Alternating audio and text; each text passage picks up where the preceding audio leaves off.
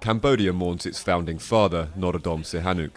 The former king died in October, aged 89. More than 3 months later, huge crowds of Cambodians throng the streets of the capital, Phnom Penh, to pay their respects. I came here today with sadness, and I recall his work to build the country. I really regret that he did not live longer. Sihanouk will be remembered for steering Cambodia through 6 decades, marked by independence from France, civil war, the murderous Khmer Rouge regime, his own exile, and finally peace.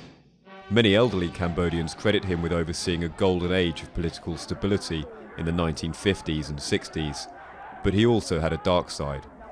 The Prince of Darkness was the man who, during his entire time in power up to 1970, and particularly in the 1950s and 60s in independent Cambodia, ran a pervasive secret police who, while he didn't personally execute people, certainly presided over the execution, largely clandestinely, of his opponents.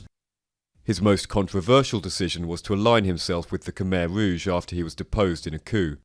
But Pol Pot's totalitarian regime placed Sihanouk under house arrest as it carried out its campaign of terror in which up to 2 million people were killed. And the king remained hugely popular among Cambodians.